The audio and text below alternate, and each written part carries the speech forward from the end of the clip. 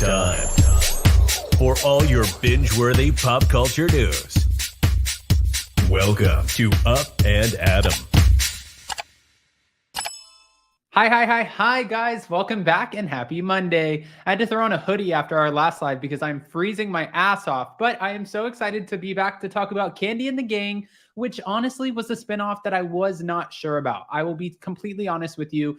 I couldn't do this with anybody other than Tisa Tells because she always has the best Atlanta tea. Actually, she has a lot of great tea all over the board. But when it comes to Real Housewives of Atlanta, I feel like she's always schooling me. So I love to bring on people who know what they're talking about.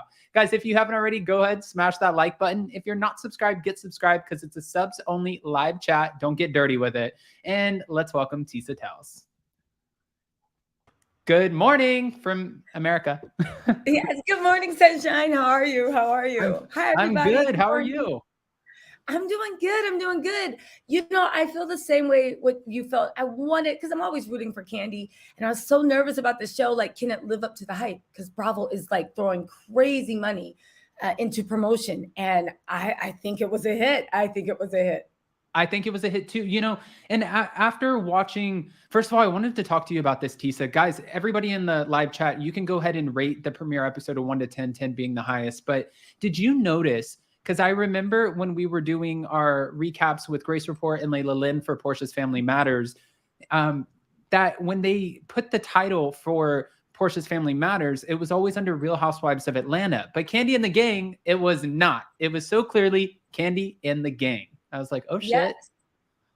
This is the first independent spinoff that I think any housewife has ever gotten, which goes to Kandi and her production power, right? She knows what she's doing. But this is the very first spinoff, complete, and it's not even a spinoff, it's a complete standalone show, but it was bought to Bravo through the minds of Kandi. She said she asked once, twice, 18 times, started pushing, and eventually Bravo saw the brilliance and they said, yeah, so kudos to Kandi for actually being a trailblazer when it comes to that. Especially, no, and you know, everyone's comparing this and they can't help but do it. But when Vanderpump Rules first came out, it was compared to The Hills and it kept getting compared. And now everyone's comparing this new show to Vanderpump Rules. I know that Chandrika came out and she is pretty feisty, which I'm liking her already, but she came out and said, we are nothing like Vanderpump Rules because we are all actually friends and close. We're a tight-knit group. And I'm like, hold on, girl, because that's how Vanderpump Rules started. And then it ended up shifting after season 7 and 8 to not being that same dynamic. So we have some time to play with here, but they did wow me. Like just the attitudes, some of the feistiness, the trying to take control over a restaurant, the fact that it's family owned. First of all, I love the OLG gang. It was interesting, but I wouldn't compare it to Vanderpump Rules. It has its own vibe. I mean, I would agree with you. I think the only thing that anybody's ever worked in service industry or been friends with people that work in the industry, it is a show about the industry. The industry is made for reality TV. You know, at the peak, there's always like that flirtatious tension. You always have a boss you can't stand. There's an agent of chaos. And there is something about the service industry that unlike, I think it's harder. Well, I don't want to say something's harder or not, but the way when you work a 9 to 5, you can't go out and party your face off and then be fresh for your presentation at 9 in the morning. But you can with the service industry. And you can also have a totally cool alter life outside. Like the one girl, she is a backup dancer for not just Kandi, but Megan Thee Stallion and a lot of people. And then whenever she's off, she comes. So I can see where it is with Vanderpump Rules. I think Chandrika, I like her a lot too. I think she doesn't really know Vanderpump Rules because yes, that's the thing. Warning, Chandrika, they started off really, really good friends. And then, like you said, the 7th or 8th season, everything fell apart. So definitely, it's like Chandrika, just wait.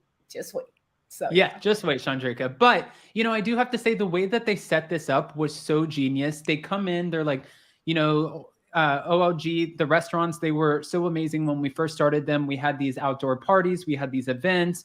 And after the pandemic hit, somehow along the way, we've lost control over the staff in these restaurants. So the build up and the lead into it, I was like, boom, you guys got me. Then introduce the manager, you know, director of operations villain who's going to come in and not take shit from anyone, Philip. I was like, as soon as he came in, I was thinking in my head, where are you, Philip? There he is.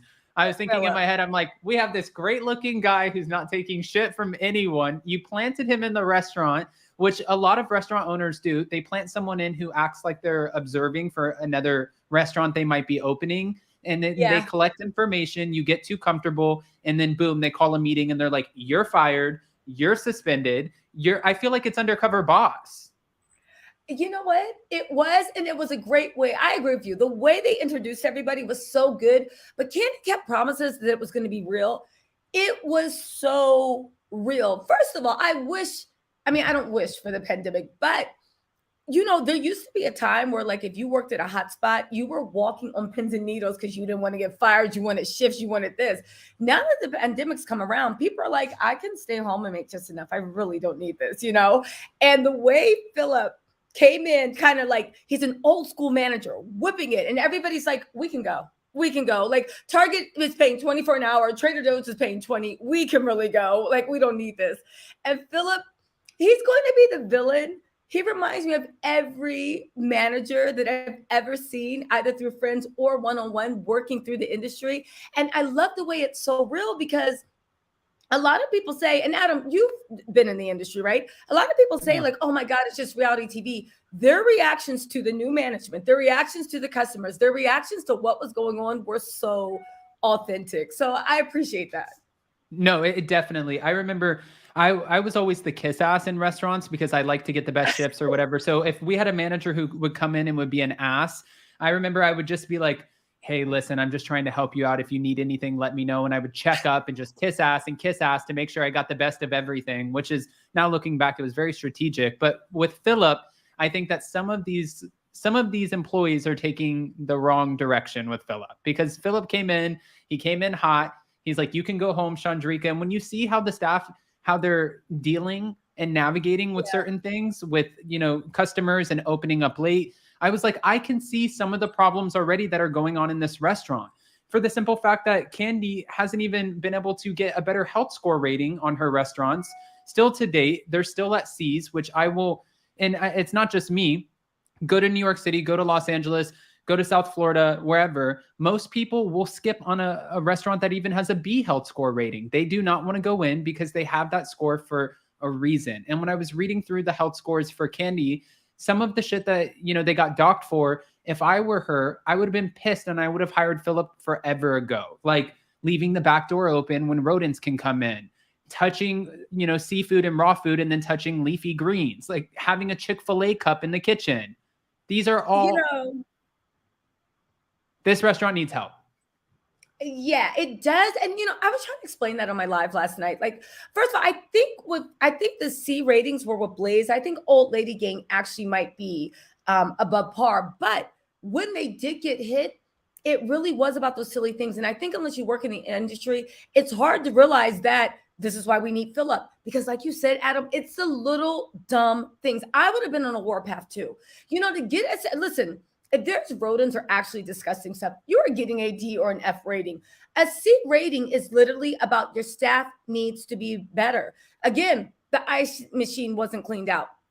That doesn't mean that the ice is dirty. It means that on an ice machine, there is a list that everybody has to sign off on, saying, listen, I drained the ice last night, which means you take hot water, melt all the ice down, and then in the morning, we made more ice, because there's a certain type of bacteria that can grow in ice. It takes a while, but it can grow. It doesn't mean it wasn't cleaned. It just means that they weren't even signing their name on the list. Somebody left a Chick-fil-A to-go cup with a Diet Coke. A lot of people that don't work in the industry don't know. Everyone that's ever worked in the industry, you sneak to the back and you eat your food. Grab a little bite. Hey, drink your wine, whatever. You sneak it. Can I have some wings, please? The cook like throws food at you like you're a dog. Like, get out of here. But you don't realize, technically under health code, you cannot even be drinking a soda, because the food area is only for food prep. Yep. And also food preparation to take out to customers. So it is incredibly frustrating. And I see why Philip went in there like kung fuing people, because it's like you are literally jeopardizing this restaurant for just pure lack of ignorance, and then not even taking the time to actually realize when the health inspector is there, it is like your parents like coming to sit in your class and observe you. You are not going to be acting a fool. You're going to be sitting there like a little angel, like, hi, mommy, hi, daddy, Yeah. So exactly. Exactly. You know, and a lot of people, they miss these certain steps and they are so important, but they, first of all, they're vital to the restaurant and the success of the restaurant, but they can be easily overlooked. And that's why you do need sort of a powerhouse coming in and just making sure that everything is flowing right. And no offense to Brian Redmond, who came in and he is trying to be or portray himself as like the head manager in the moment, right? His name was Brian. Or is it Brandon? Maybe Brandon? Was it Brandon? Okay. I might be wrong. I mess up a name. I think Listen, it was Brandon. it's a premiere episode. That's what I'm saying, Chandrika. Give us a second. We'll get to know everyone. But they brought him in, and you even see Philip where the lights go out or the power goes out, and everyone is kind of just relaxed. And Philip is like, "What are you doing? Get up. You need to go over there and help out with this. I don't know why you're sitting down. You guys are having like this haha laughing fun great moment because shit shut down like you have a substitute teacher, and that's not how this works. Get up." And I was like, "Oh, I love him." He was a lot. But I think my natural thing of authority, I was like, okay, like calm yourself. Like, he was that manager that's just like, lock the doors, make sure they don't leave. And it's like, sir, you should be handing out free food and free drinks. Like so I see where it's like, you're very good at what you do, but you do kind of need a Chandrika to kind of rein. Okay, maybe not Chandrika, but you need a Kandi to rein you in because he is a little bit too much. I will say this. I grew up in an area where in the summertime, it wasn't uncommon to have rolling blackouts. Everybody's acting like it go. And I think Atlanta in that area is the same thing. They paid their electric bill. It wasn't anything with them. It's just that sometimes when everyone's using their electricity in a certain area, they shut everyone's electricity down for like an hour. You can't help it. It's rolling blackouts. Do they need a generator? Yes. Absolutely, because that's usually the norm. But Todd, he's the money guy. I can see because these opening generators are crazy expensive, and you need to get the city, you need to get the ordinance, they need to get that started. But I don't know, when the rolling blackout happened, that's when I saw where it's like, who is it? Like the manager, Philip, he has a really great business mind, but I think sometimes he forgets about the people. But again, I look at him as a Gordon Ramsay. You are sent in not to hold anyone's hand, but to kind of like wake everybody up and get them on the same. But what did you think of Brandon though? Because when they're like, Brandon's just not a general manager, and every scene, no matter what is going on, all he's doing is looking at Dominique's butt. That's it. He's not even listening. At one point, Philip was talking to him, and Brandon was like, yeah, totally. And Philip just like tossed his hands up and walked away. So. I mean, Brandon for me is giving me like floor manager on the slowest day vibes. Like that is where he would be. He would be the floor manager on like a Sunday when you know it's not packed. He wouldn't be because and nothing against Brandon. He's just not. Like you said, I've worked in the hospitality, food and beverage industry for over 10 years. I worked in it, and I know I can already see who's strong here and who's not. And for Brandon, he's there because this is social hour. He gets to see his girlfriend. He gets to play around a little bit, and he has that little bit of authority that makes him feel like I'm in power, which some guys need that, some guys need that. But you did make a great point about Philip. This is something that you can't legally do. I remember I worked in a place in New York City. When the health inspector would come in, we were a 3-story location. So there was a button underneath the host stand where they would press the button and then the lights would flash in the kitchen and everybody would dump everything. Yes. Yep. Yes. And then secondly, when something would happen, like we had the lights go out one time in New York and the managers were like, nobody can leave without payment. I'm like, I'm not stopping somebody from leaving when they've eaten half of their food and it's dark. If they want to leave, they can leave. And you can't legally hold them out the door and say that they can't go somewhere. Exactly. Especially when the credit card machines are down and most people paying credit card. I completely agree with you. As somebody in the service, I was like, Philip, you can't do this. And as a customer, even if I sat there, I would have been, me, you can't legally do this. It was just incredible. But Philip, again, he doesn't seem like much of a people person. He seems to me like the general manager, but you also need that nice person below that deals with everybody's personalities, because that's one thing about being in the restaurant industry. It is the best time of your life. It literally is like the Vanderpump Rules. It is the best time of your life. The only thing is your manager is usually a Philip and they make it unbearable. So you don't want to stay there for the rest of your life. You're like, I got to do something else with my life. So with Philip, I wish it would be Brandon, but I am thinking maybe there's going to be a plot twist, and maybe that's how they're going to pull Kandi's cousin or whatnot in there, because you need a strong leader that's emotionally intelligent to actually manage all the different personalities in a restaurant. So right. And I wanted to ask you before I start getting into the OLGs and then also some of our favorite cast members from the premiere episode. I wasn't shocked by this. I don't know if it was my favorite tune, but Kandi did try. Kandi tried with this tune. Go to a place to need friends and family. Yes. You have me. I'm bopping my head with you. I think you might have hit it better than her, but the chicken wings and the mac and cheese. Yes. Did this intro song, did it do it for you? Did you like it? And do you think it'll catch on? Will people, because Vanderpump Rules, they have that, these are the times of our lives. Yeah. Listen, Vanderpump Rules, I gotta be honest with you, that song smacks, it bangs all day, but I gotta be honest with you, Vanderpump Rules was a moment you had to be there. So I think it's a lot of nostalgia. Kandi's song, when I first heard it, I was like, oh no, honey, what is this? White refrigerators? But I say that about every song. But after I listened to it the first time, I was like literally humming to myself, don't you want to go? And I was like, God damn it, Kandi Burruss, you did it again. That song stuck in my head. It's stuck in my head. I love it. Okay. Well, let's go through a few of the cast members. First of all, I have to ask you, out of all three of our favorite OLGs, we have Aunt Norma, Aunt Bertha, and also, of course, Mama Joyce. Do you have a favorite? I got to be honest with you. I love all three. I love them for different reasons. My favorite, I think I'm going to have to make a new favorite per episode. My favorite this was Aunt Norma. Literally when, what was it? Burchard tried to kiss her butt and be like, oh, hey, what's going on, Norma, this and that. And she literally cut him a look and was like, and flicked him off and just walked away. And he just was like, had that smile. He was just like, oh, that went horrible. The way he was trying his best to kiss up to her. And she was just like, no, ma'am. No, ma'am. Or was it Bertha? No, I think it was Aunt Norma. It was Norma. Yeah, the way and the way that smile slid off his face, and you could see how cringy he's like, oh, I just made a fool of myself. I said, okay, Aunt Norma. It reminded me of when Jason and I were working at Pump and Tom Tom and Sir, and Lisa or her daughter would come in, and sometimes, I mean, they're just busy, right? They're too busy. They're filming. They have other things going on. And I remember I would be, as soon as I saw the Rolls Royce pull up, I would be the first one at the stand. And I'd be like, oh, hey, Lisa. And she'd be like, not now, darling, not now. And I'm like, oh, okay. But I would do anything for a kiss ass moment. That was me. So, okay. But that's the thing. Adam knows how to play the restaurant game. The money is fantastic. It is so fun. You make some of your best friends there. I mean, half the people are bipolar, but the ones that aren't, they're your friends for life, right?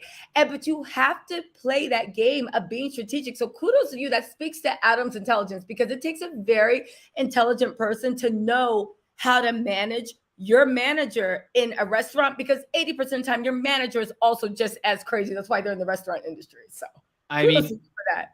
Listen, you're not wrong. And I do want to say too, because I was reading on social media last night where people were trashing this whole conversation, saying that there's no way, this isn't how it works. They don't surprise staff with like a new director of operations or a new manager. And I'm like, that is exactly what they do. They don't just bring them in and say, okay, guys, this person's going to be training if they're taking over. They don't want you to get familiar. They want them to come in like at all. And also, let me tell you how cutthroat the restaurant industry is. Literally, a lot of my girlfriends, well, it doesn't even matter. The point is, I don't want to give too much information out, but I will say this. Some of the most popular restaurants during the slow time, when they either get shut down because they're going to rebrand or they're doing renovations over the slow season, which is usually January through February, how do people find out that the job is closed? They literally walk in to go to work and it's literally locked, and they're sending messages out like, yeah, we're going to be closed for 3 months. The industry, like I said, the industry is so fun, but the lack of respect they give their employees is something that you could tell stories about. Kandi is not like that, but literally bringing in a manager and having him observe you and be like, oh, I'm just the busboy, and seeing how everybody acts, it is management 101. You would be stupid not to do that. So again, you guys, anyone that works in the industry, I second what Adam says. That is 100% how they do things. They send undercover bosses. So shady as hell, but that's how they do things. All right. That's why when new people come into a restaurant, they're always side-eyeing them a little bit like, you're a server, but you used to work out before, because you're so used to these Trojan horses that you just don't trust anyone new. No, it's true. You're always like, I don't know what the hell you're doing. I don't know what you're doing here, but I'm watching you like a hawk. All right. With that, did you have a breakout star of the premiere, like someone who stood out to you the most that you are excited to watch as like a standalone character, or not yet? Okay, so I will say this. This is one thing that surprised me about the show. Every time someone new came on the screen, I was like, okay, so you're my favorite. Literally. Philip, I said, oh, no, first Brandon, when he walked up and he's like, good morning, everyone. And everyone was like, oh. Like they literally just all rolled their eyes at all. And Brandon just stood there and he's like, so let's get to the meeting. And I said, all right, Brandon, you have my heart.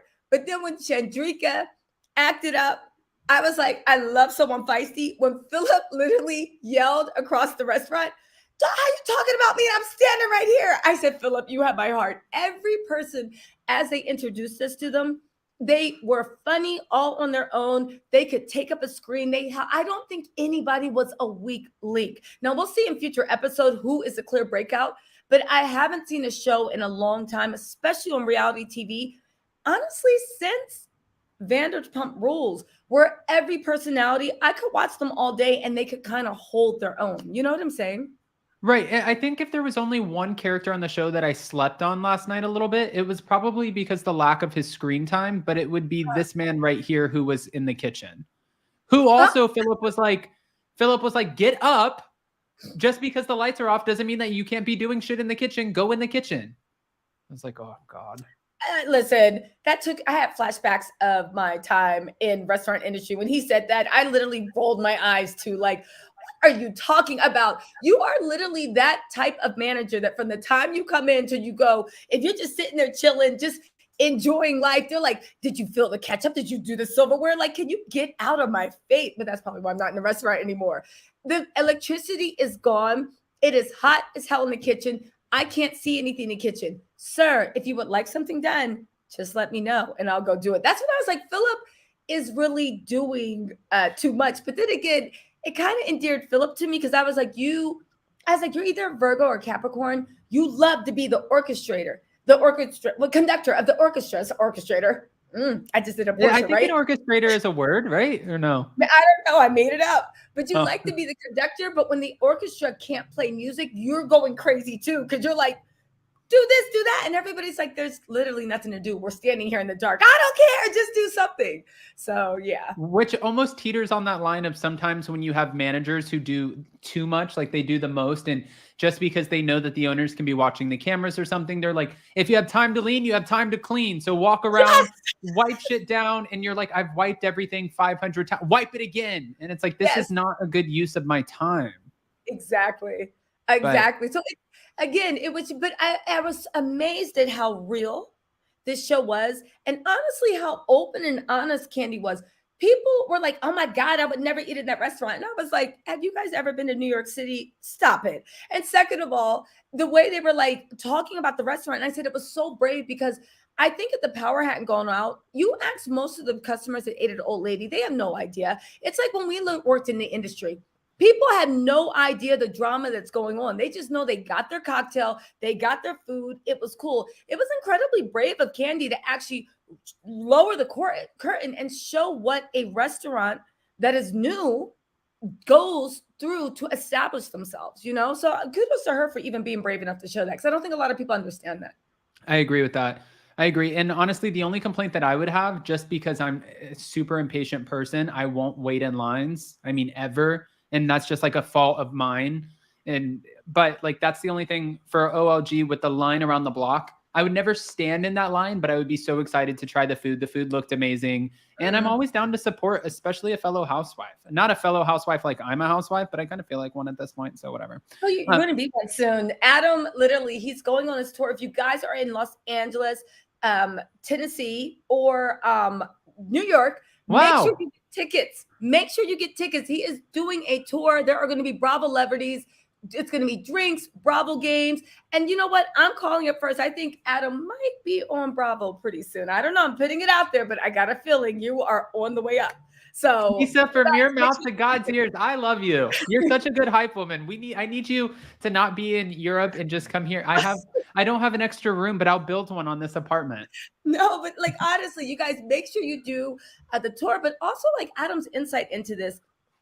I do think 100% you have it nailed down, but I do think that like there is something to be said about it's been a long time since we've actually seen reality on reality TV. Kandi, we want her to win. We do feel like we know her. We've been watching her. And it's just like, I don't know. I think that's even going to be the trajectory. And it's the perfect real storyline that you actually become involved in, because it's not just a plaything or like, you know, I mean, I don't think too many housewives do it, but the way sometimes like they'll get a business one season and next season you're like, what happened to your business? I actually do think that they're going to dig down and really go out their way to make it work. So I agree. And Isabel, I would have loved to. Tisa's in Europe, so next time for sure. And you know, one thing I wanted to add, somebody made a comment about, you know, Old Lady Gang is not going to have repeat business. One thing I have to say, after working at, you know, Pump Sir Tom Tom, we didn't really,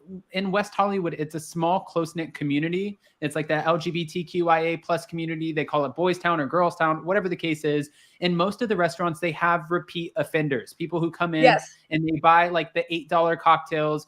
At Pump Sir and Tom Tom, you're not getting an $8 cocktail. You're definitely paying a premium. But everyone who comes in, they come in because they've seen Lisa or the cast from Vanderpump Rules on the show. And they come in from Minnesota, Kentucky, Australia, Africa, Europe. And they come in and they buy all of the merchandise. They buy a candle. They can't leave without a bottle. And that clientele makes them a lot of money. So Kandi doesn't really need a repeat, you know, customer or business, you know, because she's in Atlanta. It's still a hub. And when people show up to Atlanta, they are going to show up just to check out OLG, to give their opinion and say, hey, guess what? We took a photo and maybe we might even see Chandrika, Phillip, Brandon, Brian, you know, Dominique, Kandi, Todd, or even some of the OLGs. They'll show up just for that very reason. And that in itself will give them enough business. As long as this is a success, so will they. I 100% agree with you.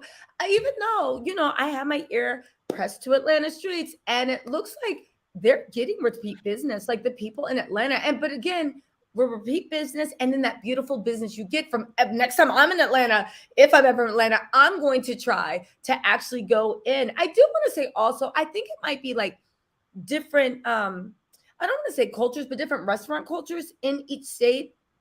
For instance, in New York, anybody that goes to hotspots in New York, I'm not talking about like a Vandal, like a place that's like so big it seats 500 people, but most New York restaurants sit like at most 50 tables. It is actually culture when you meet up with your friends for dinner. You either, let's just say you guys want to eat at 9. Everybody meets up at 8. We meet up in the line and we're standing in the line talking for like a good, even in the winter, for a good 45, 50 minutes. It is the culture of New York. When you're walking around and you're like, let's get something to eat. You want to go in a place with a line around the corner. And so again, seeing lines around the corner to me doesn't look like a mismanaged place. It looks like everybody wants to get in there. So I'm going to stand around the corner and see what happens too. So I remember, I know this is a sidebar, but I remember we were so dead at Tom Tom one night. And Chrissy Teigen and John Legend, they were in the area because she was doing a promotion for Diff Eyewear, and it was Diff Eyewear x Chrissy Teigen. So she's a big fan of the Toms, and she wanted to come in, and she grabbed a drink, stood at the bar, and nobody noticed her, and the place was dead. And then she tweeted out and did an Instagram story, hey guys, at Tom Tom, finished her drink and walked out. Literally maybe 7 to 10 minutes later, we had a line around the block and everybody's like, Chrissy. Oh my God. Like, yeah, you guys want to see Chrissy Teigen? Just come on in. Maybe she's here. Maybe she's not, knowing that she's not there. It's crazy where the hype can come from. It can come from a reality show or just an influence, you know, but it is what it is, guys. Welcome to the industry. Whoopi Goldberg. Oh, sorry. Whoopi Goldberg. No, No, Whoopi please. Goldberg was just in Old Lady Gang because they're filming a movie. Whoopi Goldberg was just in there. And when I say Whoopi Goldberg, of course, she's not a trendsetter like Chrissy Teigen. But what I'm saying is Whoopi Goldberg was in there and she was in there for 3 to 5 hours eating. The crew came in. She invited everybody in. So it's like that food must be good because Whoopi wasn't there for a photo op. And the fact that that is a regular eating place, whatever movie Whoopi's filming right now Old Lady Gang is the spot for them to eat, to go at whatnot. So again, I'm excited for Kandi to see where she takes this. I'll drop like a little tea. My sources are telling me, right, that Old Lady Gang is doing way better than people expect. And again, the streets are saying that it looks like the restaurants might be expanding into other states very, very, very soon. So it looks like the hype is real. Yeah, it looks like the hype is real. Now I'm thinking it's going to be LA, Chicago, maybe New York, but I doubt it because New York's real estate prices to be in a nice area. Why would you do it? Why would you do it? She's a businesswoman first. Yeah, she's a businesswoman first, and New York's always going to be there, and you need to look for the perfect property that makes it make sense. But definitely LA or Chicago, you guys just be on the lookout for that. It seems like everybody's enjoying the OLG, I wanted to add, I was about to give you my Whoopi Goldberg's daughter story because I waited on her, but I'll skip that one. I wanted to ask your opinion on this show because this is how I kicked off this recap. We know that Portia tried so hard, in my opinion, and you guys can completely cut me off if you think I'm wrong. Don't forget to smash that like button, though. Cut me off all day. Don't forget that. In my opinion, Portia in her show, we all read through it. We read through her trying to kind of manipulate the storyline, take control over the narrative, paint herself in her relationship with Simon as if it's like, they have a lot of love and everything's great. Everyone's in Portia's corner, and it didn't really work out in her favor. At least I don't think that there will be another Portia's Family Matters. And if there is there? Okay, so listen, I'm not, I am not a Bravo exec, but the streets are saying hell no for a number of reasons, right? One, I know there were a lot of rumors where people were like, I read Tamara Tattles all the time, right? This isn't anything against her. This is against whoever that person told her, ooh, Bravo thinks they have a hit on their hands. Bravo knew from the gate they had a spectacle. They knew about the fighting. They knew this, they knew that. They had already put the money in and they said, why not? But early on, Bravo was like, how are we going to get a second season out of this? Half the family isn't talking. Nobody wants to do this. We've lost the plot. And Portia and Simon just don't have that public interest factor by themselves. Even, it's like, they just don't, just by themselves, they don't. It's about them being villains or them being victims. And there's nothing wrong with that. Portia's always been an ensemble player. So, it's very rare that people can just stand alone. Now, I will say this. Yeah, but I will say this, right? Kandi already, Bravo dumped tons. I think Portia got a hashtag. Kandi has been on every major show, all the cast has. They are dumping. They have billboards on Sunset. They've had the Times Square. They were in NASDAQ. They have billboards in Atlanta. I don't think they've ever dumped as much money even into a housewife show with promotion as they are with Kandi and the Gang. I think it's a hit. Bravo seems to feel like it's a hit because don't forget, at the end of the day, fighting and all that other stuff, yeah. But Kandi Show is a show that you can actually watch with your little cousins. You can watch with your mom. You can watch with your grandmother. And nobody has to be like, what is this mess? Everybody can just enjoy it for what it is. Kandi Show is very strong. They're already looking at a season 2 of Just Kicking Wolf Escape. And my sources are also saying that Karen Huger's show doesn't look like it's going to be bad either. Bravo right now between Kandi and Karen have their plethora. Now, Portia has been doing what she can to drum up interest, hoping that Bravo will give her a 2-hour wedding special. And again, it's normal. Most, like you said, you called it a while ago, Adam. Most reality stars, they want that wedding special, and it's kind of easy to get Bravo. But Bravo at this point is not interested and is not biting. Because right now between this, Potomac starting the film, we got Kandi, Escape just kicking it. Looks like it's going to be greenlighted for season 2. Karen's show is going to drop after this. And then we got RHOA coming. Bravo is kind of saying, listen, our plates are full. If they do give Portia a wedding special, they're going to have to give something a little bit more.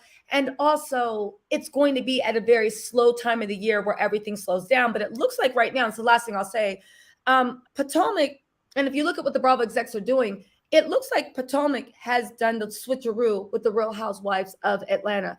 Real Housewives of Atlanta, it looks like it's starting in Potomac's time slot, and Potomac is going to take Atlanta's time slot. Why is that important? I've been hearing rumblings from NBC, the actual execs, NBC Universal, and this was even last fall, that they're looking at, if things don't improve, at most another 2 years of RHOA. That's another reason why they were getting rid of the OGs, because they're like, let's see if we can make this profitable and also wind this up. Now, if it keeps on going, look at RHOA as many years as it has. But based off of current viewership and current stats, if it keeps going and doesn't have a big improvement, RHOA is going to be out in 2 years. But that's more than enough time to bring other shows in. And now we have Potomac in Atlanta's time slot, that coveted time slot. So that's just a little bit inside, like what's going on, maybe, allegedly, in the network. I wish I could live in Tisa's head, guys. I wish I could live in Tisa's head. Okay, I have 2 questions for you. No, 3 questions for you. And because I know that you have a flight to catch. One, yes, for Real Housewives of Atlanta, when they just confirmed the new cast, after there was this hearsay that Candace Diller-Bassett could be fired, were you shocked that she wasn't fired, or were you shocked that the whole cast was confirmed to come back, or not shocked at all? You know what? I was not shocked at all. As you guys know, I have a soft spot for Kandi Pants. I love her or hate her. She is that polarizing figure that people either love and they want to support, or they tune in to hate. So I said, if you take Candace out of there, what is everybody's plot line? And Wendy, I love her. She stands alone. I wish Escala had been made a full-time housewife. I like Mia, right? Individually. But I said, taking Candace out, I just don't see them doing that. When I first saw the thing for Bravo and Cocktails, I said, this makes sense. You never know. A lot of things have been leaked. Candace tweeted something very like, oh, to be or not to be. A lot of people are like, there you go. That clears it up. And I'm like, that clears nothing up. All she said is, you guys want to make me that girl. Now, when Candace tweeted, I guess one door open, when one door closes, another one open, that's when I said, Candace is playing with us. She got renewed, because you know that everybody is like, are you renewed or not? You know that the streets have been talking. And then all of a sudden, now you're putting cryptic tweets. I said, okay, she's playing with us. So there's that. Mia, I was surprised she came back. I don't know what's going on with her journey. Some people say she has cancer. Some people say she's being further tested. Maybe that will play out. Regardless of what it is, I hope her health does maintain and the show does not stress her out enough. And my only wish is that they'd actually made Escala a full-time housewife, because I like more housewives as opposed to less. That's just my whole thing. Okay, sweet. And then question number 2, I feel like this is like a trivia boom as fast as we can go. Real Housewives of Atlanta, the new season, are you anticipating for it to be a great season and actually come back with the ratings, or no? Absolutely. I'm telling you, from what everybody has been telling me, this season has everything. It's one of the best seasons, but it's a return to that lighthearted, seasons, what is it?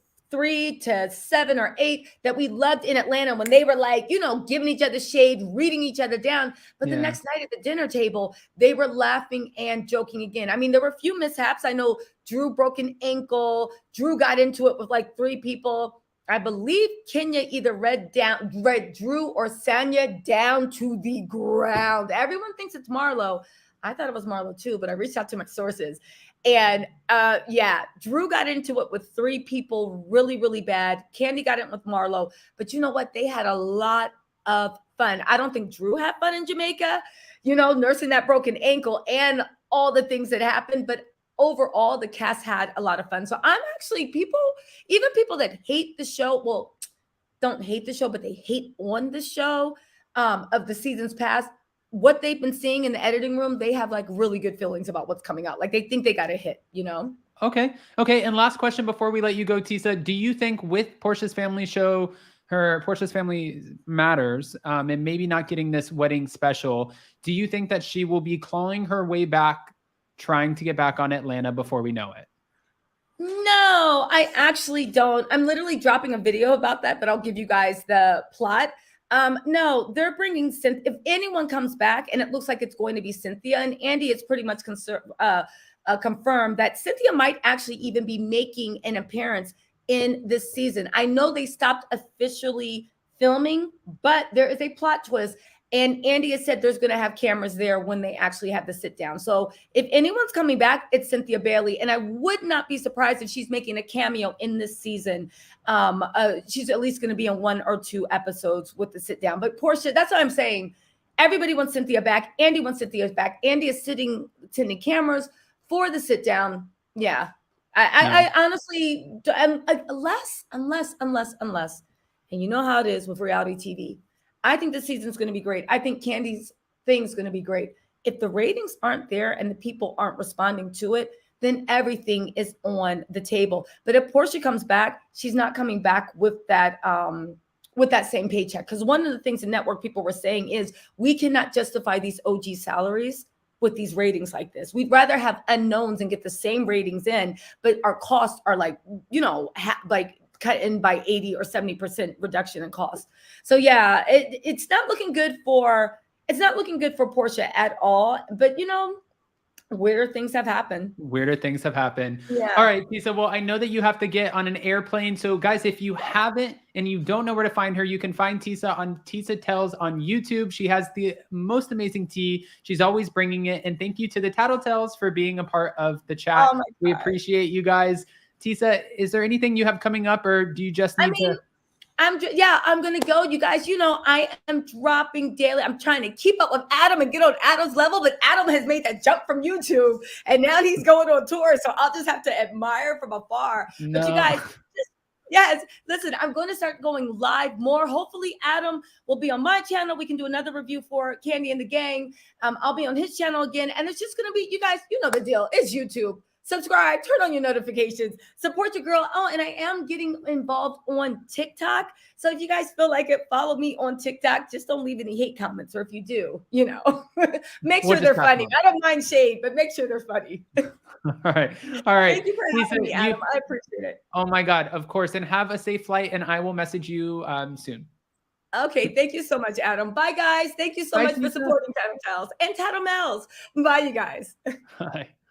I love Tisa. All right, guys. So let's wish Tisa a very happy flight and make sure that she gets there safe. She's always so amazing to bring on. And thank you again to all of the Tattletales who were in the chat. We appreciate the hell out of you guys. If you haven't already, go ahead, smash that like button. If you're not subscribed, get subscribed. We have more pre-records coming for you all day, so get ready for that.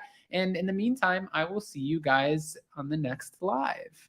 I love you guys, and we'll see you so